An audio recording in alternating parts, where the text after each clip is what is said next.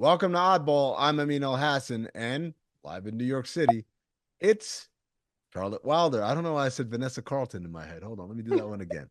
Did you have I, that in your head? I don't. Was gonna say Vanessa I, Carlton, and I have you should no have idea said why. it. You should have said it.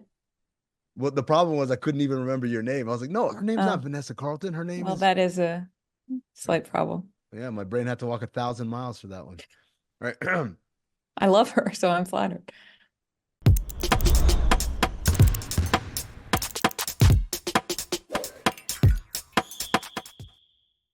Welcome to Oddball. I'm Amin Elhassan, and in New York City, it's Charlotte Wilder. Say hello, Charlotte.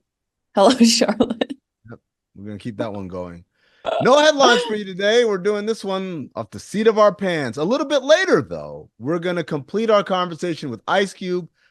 Yesterday, he received the Ice Cube Impact Award, the inaugural Ice Cube Impact Award at the Naismith Basketball Hall of Fame. We got a little bit more in depth on the Big Three, the history and legacy of it, and what's to come. But, Charlotte, I want to transition smoothly, not quite into the headlines, but let's do some big stories here. And the first big story I guess we got to start with is Joel Embiid, who is having a sensational season. He's arguably playing better this year than he was last year. Mm-hmm. And yet, because of the number of games he's missed and is projected to miss the rest of the season, there is a chance he might be the first casualty of the new NBA 65 game rule that says in order to be eligible for postseason awards and honors like MVP, like Rookie of the Year, like Defensive Player of the Year, Sixth Man of the Year, and the All NBA, All Defensive Teams, and All Rookie Teams, you have to have played at least 65 games, and he's going to fall short. Charlotte, I believe you have some quotes for us from Joel Embiid about perhaps falling short.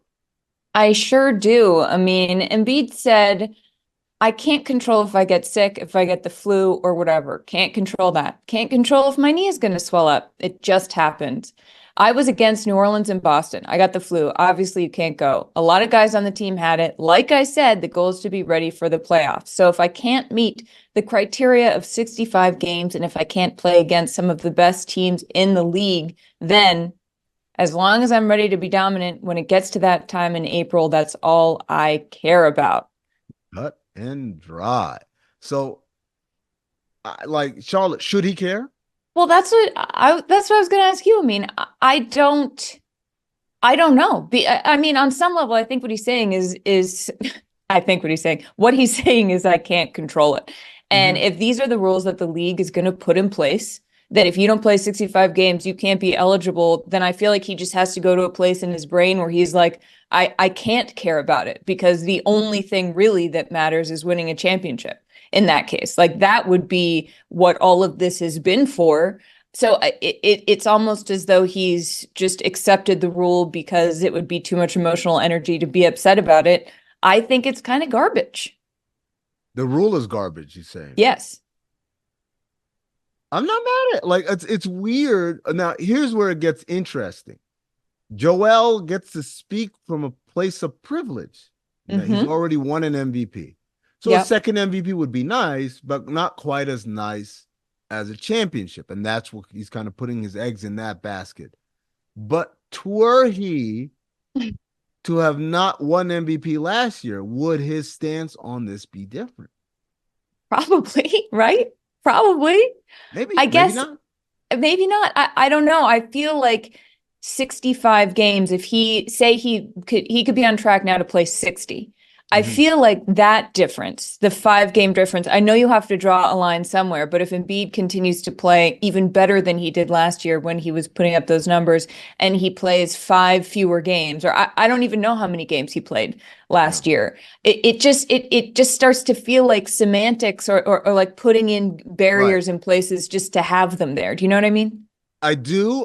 By the way, Joel Embiid's rookie year, he played 30 some games. And some Yeah, people were trying to argue, well, he's clearly the best rookie. I said, I know he's the best rookie, but he didn't play.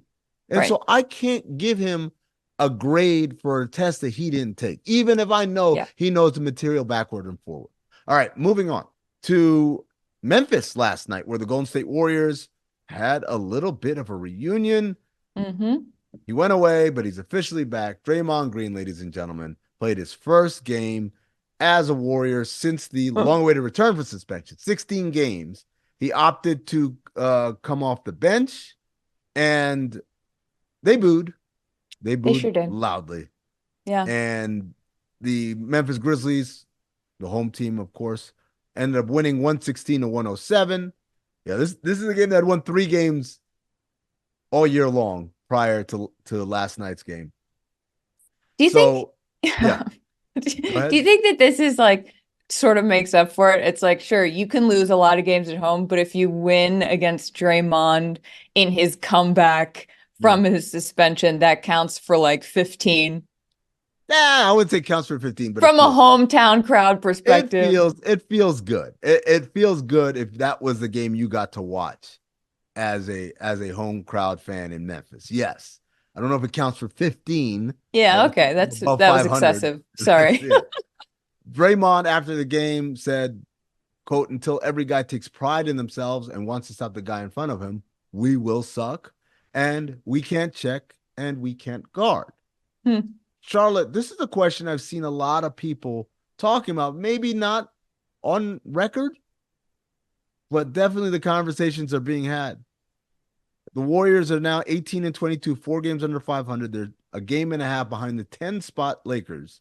Mm-hmm. Is the Warriors season over? I mean, those sorts of questions, I'm always like, well, no, they're still playing. They're still going to play some games. Right. I think when you look at, first of all, under the Lakers, which is a whole other, that's another, it's like, yeah, probably. Do you think they have a chance? Do you think that they could crawl their way back to the play-in tournament? Yeah. Not only that, I think they might be the most dangerous play-in team there is. Out of all the possibles that look like could happen, I think they might be the most dangerous ones because they are championship medal team with a chip on their shoulder. I think this is the perfect low point because it's not like you're Memphis where it's over. It's all the way over. Right. You still got a chance here. Like you're not that far off. You need don't get me wrong, you need a strong stretch of basketball ahead of you. Now, I don't know if that's championship level, but I play in, yeah, absolutely. And playoffs, more than likely. It would be one of the better sports stories in a while. It would be such a wonderful narrative arc to start with Draymond, all of that suspension, blah, blah, comes back. I mean, I also can't think of anything that fuels Draymond more than booze. I just think that's like basically taking a car to the gas station and filling it up. Like the fact that they kept doing it every time he came into the game, I was like, oh, you guys are just, you're gonna give him more strength than he's ever had. Yeah, it is funny, the idea that like Memphis is there, like what Draymond did against Minnesota and against Phoenix has nothing to do with the city of Memphis. But they're like, it's on us to boo. It reminds me of when you talk to like the big 3 from Miami. I think Chris Bosh was the one that said this. He said, we knew we would get booed in Cleveland. We knew we'd get booed in Chicago. We knew we'd get booed in New York. But it's like when we showed up to Memphis and Utah, they were booing us. They're like, "What the hell? You guys were never in the mix." Like, they're like the kid who just like wants to be invited to the party, and they're like, "So we'll do whatever it takes." Like New York, you need us to boo for you. We're on it. And you know who else is like that? Who? Charlotte. Everybody in the arena in the United Center on Friday night. You were there, right? I was there, and. So if you don't know, if you've been living under a rock since the weekend, basically Bulls versus Warriors, the Bulls had this whole Ring of Honor ceremony where they're inducting different members of years past. They inducted the entire 95-96 team, and then Michael Jordan individually, Scottie Pippen individually, Dennis Rodman individually, Artis Gilmore, Bob Love, Jerry Sloan, the original owner of the Bulls, whose name escapes me, sorry, sir, and Jerry Krauss, who is the GM, the architect of the Bulls of the 90s, right?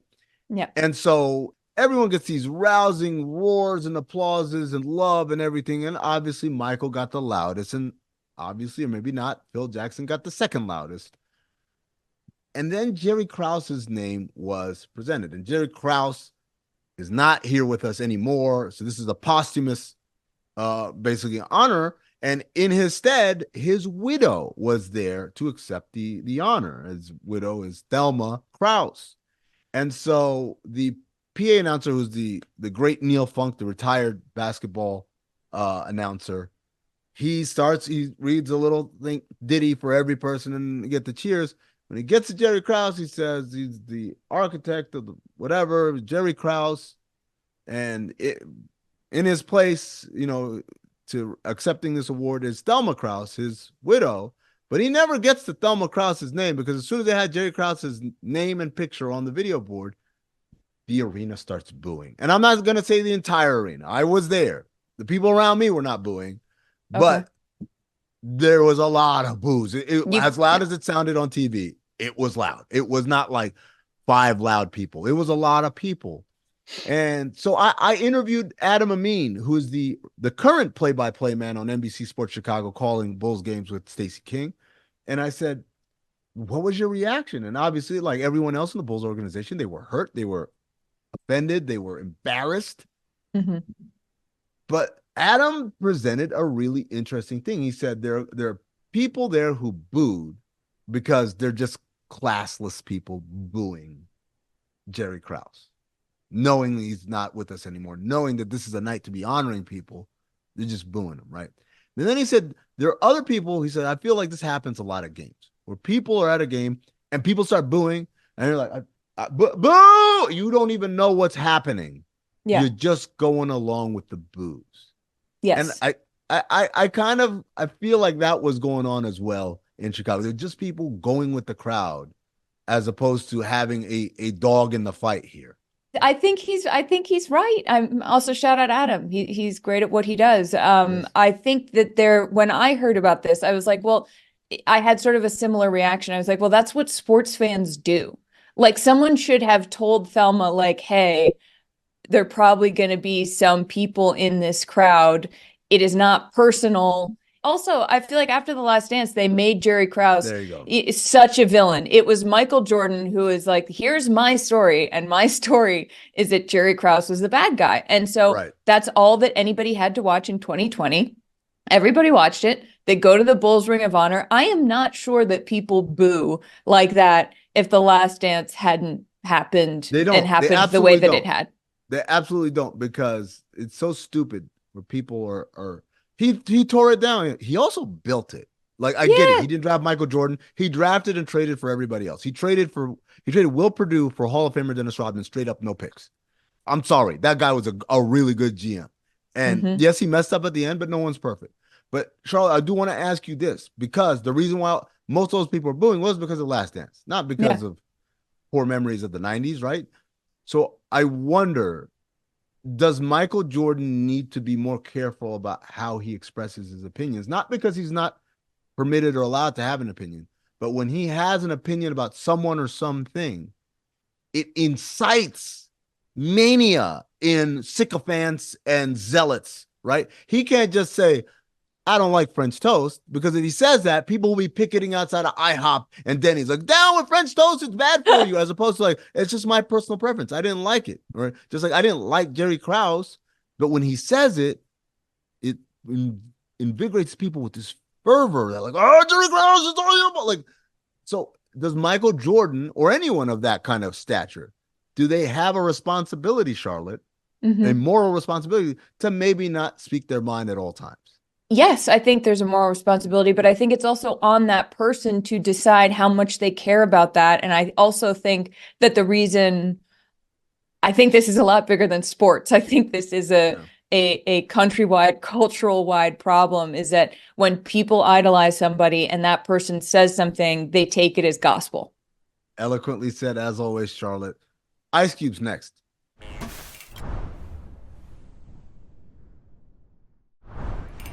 All right, Charlotte, last week we got to talk to Ice Cube. He was going to get presented that Ice Cube Impact Award at the Naismith Basketball Hall of Fame. They gave it to him yesterday on MLK Day. Now we're going to continue our conversation with him about some other stuff. Cube, I've told you this story before on an interview.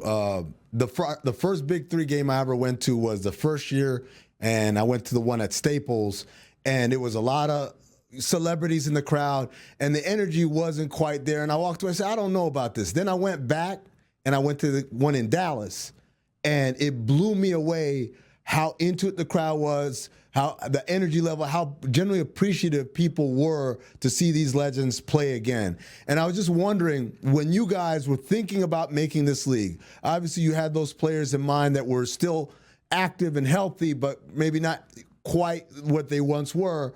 But as far as the audience, who did you guys have in mind in terms of who was going to be the audience for the Big Three? All basketball fans who were, having a NBA Finals hangover and who were waiting for the NFL. I felt like, there's millions of people out there who love basketball. When the finals is over, they don't really have nothing to get into to the NFL season. So you got 10 weeks. And we knew we were starting off as a nostalgia thing, but as we introduced the sport, professional 3-on-3, that we would get younger and faster and stronger and, better players as far as more close to their prime. Mm-hmm. And so, we saw a long-term vision, and we knew that the sport would grow, and it was incredible. And it's always been there. It's like the little cousin of 5-on-5 who's now getting shine. And so we knew we was going to polish it off and make it great. And we were going to get better. In our first year, we were just learning the things we needed to do to make this great. And, now we're in our 7th year. We've fine-tuned a lot of stuff. And, it's a great event. We've put on over 300 Big Three games, if you add them all together. So we're pretty good at what we're doing. And to the point that, now we're in the Hall of Fame with it. So it's pretty cool. Do you have a favorite Big Three moment? Or I'm sure you have many, but is there one thing that comes to mind as like, oh my God, that was incredibly cool to witness? The year that Nancy Lieberman won the championship, we hired her and brought her in as a coach. She asked me, is this, why are you doing this? Is this a publicity stunt? And I told her, no, I think she can win. And to see her win it and hoist that trophy up, I think it to me was a great moment in sports, proving a point that women head coaches can lead men to championships. Cube, last time I talked to you on the Levitard show, you had mentioned that you felt like the NBA as a whole doesn't support you guys and really kind of plays a little defense against you. You singled out some people who were positive and helpful. I believe Mark Cuban was one of those names that you brought up. But you said the NBA itself kind of cold shoulder towards you. Has anything changed since the last time we spoke about that? Let me rephrase that. Most of the NBA love us.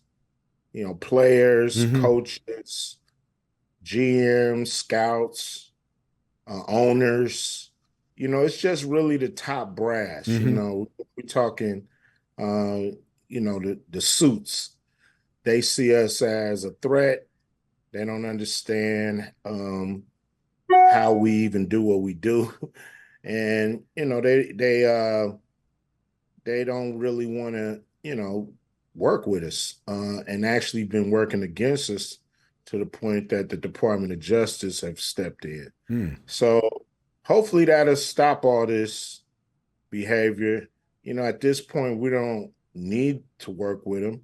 It would be nice, but we don't need it. But we definitely need them to stop working against us.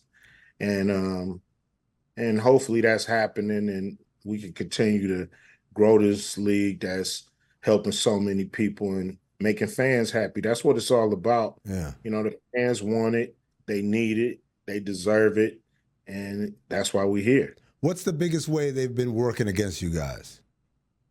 Just behind the scenes, when you got a sports league, you're in the sponsor business, the Mm-hmm. broadcast business. You want to partner up, and for anybody that's really working with the NBA, they can't work with us Mm. because they don't want to make the NBA upset. So it's been challenging to have a league like this and sports media. You guys have given us a lot of love since day one, but if you look around, the big three is not reported on like it should be. Mm-hmm. And our numbers, our ratings, we're doing better than NHL.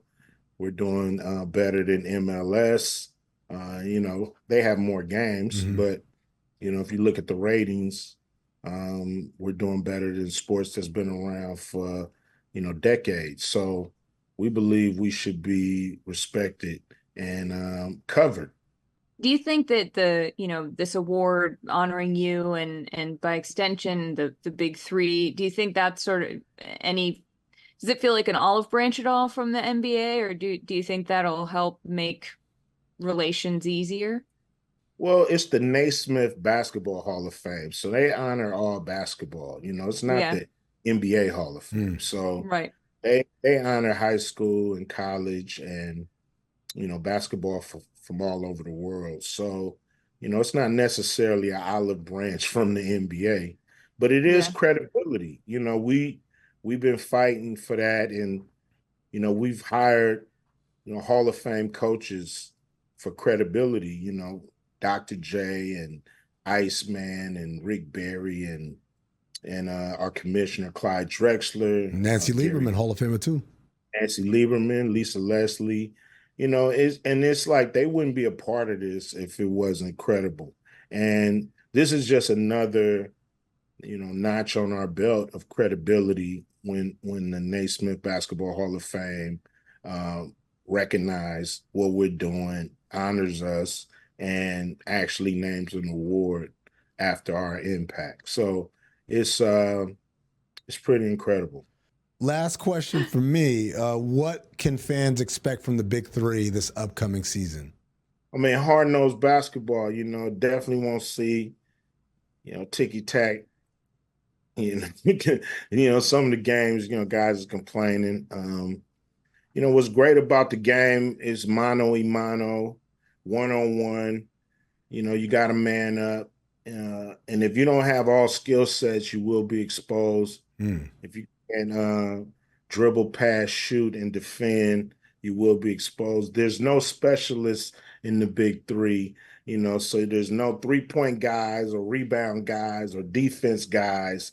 You got to play. You got to know how to play or you're going to get embarrassed. So that's what you're going to see this summer, man up, D up, and dudes, going for it. No garbage minutes, first to 50 win. There ain't no garbage minutes because there is no minutes, Yep. First to 50 wins. So it's an all-out sprint. So guys play hard and it's fun. Well, I lied. I have one more question. Who's the greatest player in Big Three history? Not what they had in their career before getting to Big Three. The greatest player in terms of their Big Three resume and what they've done. Wow, man. 7 years now. Now we can have this conversation. I mean, you can look at James Flight White. He a 3-time champion. Mm-hmm. 3 times. You can't beat that with a stick. We only been around 6 years. So for him to win that thing 3 times, with the same squad, trilogy, he got to be the best. But then, you look at Joe Johnson, a 3-time MVP, Mm-hmm. and he won a ring. So, it's a couple of guys that's fighting for that spot, but you got to give it to Flight White because he got the rings. There it is. Ice Cube, thank you so much for joining us. Appreciate y'all, man. Thanks for having me. I feel like Draymond is a little bit of a rolling stone right now. Like he's gathering some steam. He was getting really into moss. it. And I feel like the league probably, he was gathering some moss. Not I feel moss. like the league probably felt like if we don't. Sorry, Rolling think the Stones don't league gather probably- moss. That's the saying, Charlotte. Speak English before? Idioms? Ring a bell? Yo, Let's start didn't this you part take over. English as If like in your Draymond major Green- or poetry or whatever? Supposed to know these metaphors. Yeah, well, when you're just chiming in the peanut gallery every other second, I can't get a word in edgewise. I mean.